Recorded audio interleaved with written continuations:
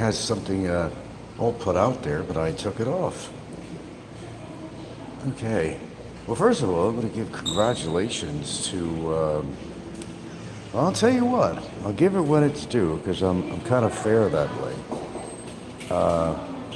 It's my understanding that Barry actually did quit smoking, and he probably really had to. He was definitely a chain smoker. So look at that. Congratulations to Barry.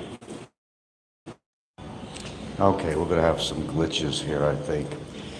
But I think somebody is capable of making positive changes should kind of head in that direction and do so.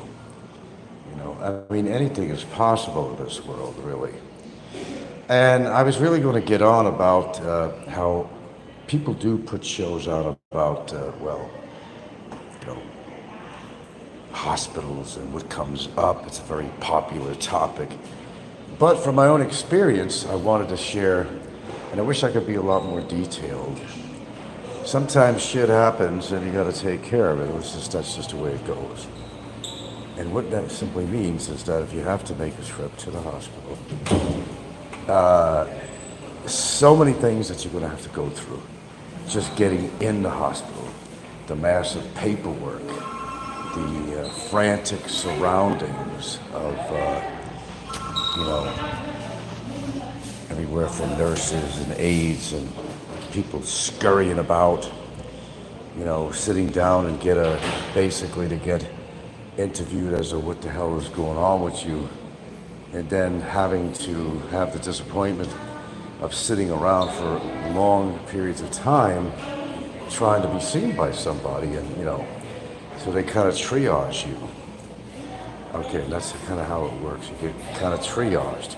And if you're really in pain, they'll give you something for that. Yeah, but then you got to get situated of getting a room and actually getting admitted if you need to stay. And that's kind of what happened with me. And that took quite a while, going back, more paperwork. And it's a private hospital. It's not a public hospital, and it's a private room. So, good stuff for that.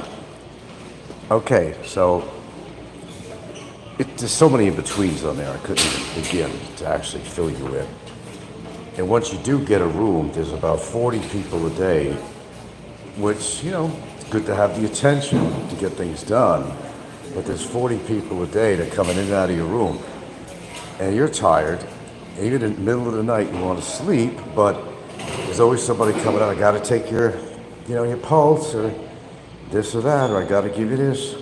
Another bottle of Ringers. As I said, reminds me of Stephen King's Langoliers. That's always there. That Ringer's tube of saline, whatever the hell it is, dextrose, whatever, and it's just crazy. And then you're hooked to a stand and you can't go anywhere. You can't leave your room. You can't do anything, and you're a slave to your room. That's the way it works. Even in the best of hospitals, man, you're slave to that room, and slave to when your doctor. I only see my doctor in an office. The only time I seen him when I was getting a procedure done, and that was it. So now I'm waiting for him to actually come by and sign us out, basically, is what's going on. So, and believe me, they charge you for everything. You have no idea. That's why I always say, and everybody else does too, but I've always said this, to make sure you got a little cush in the bank, because you ain't going to even get out of a hospital, never less get in, unless you got insurance or you got some of the cash. Unless you got some of the cash around. I'm just telling you straight up, and that is the way it works. You've heard this before, you're hearing it from me by experience. And it's all broken up into every little thing you do. Any kind of labs are going to eventually come up to you and say, okay, you got to pay these labs. Old chemistry, we got a stack about a 3/4 of an inch wide of paperwork with biological labs and everything you think of, from x-rays to CT scan, all this stuff. Every medicine that's ever been given to you or injected in you. It's pretty fierce shit, man. Pretty fierce shit. So I will tell you something, and I don't care my worst enemy. I don't wish that kind of stuff on anybody. That's even our boy. Even our boy. I don't wish it on him either. I don't, actually. I don't wish that kind of stuff on people. Not that kind of pain, because it's pretty shitty. Then at the end, it's your plumbing you're working about. You can't get it out on one end. You can't get out on one end, or you're afraid to get it out on the other end because it's going to hurt, because you had a goddamn catheter in there. And that's exactly what they went through to get to the problem. So, you know, it's some pretty crazy shit, man. So, it's not like anybody's never had a kidney stone before, but it has to do where it was lodged and blah, blah, blah. That's, believe me, a lot of pain. A lot of pain without proper meds. And then they're going to throw all kinds of meds on you. Some stuff that, it's like candy. It's like, you know, what the hell are you giving me this shit for? You know, have my pain and tell me if that's going to work for you. So anyway, this is a very serious show we're doing here about you as an expat living here and what you're going to come across.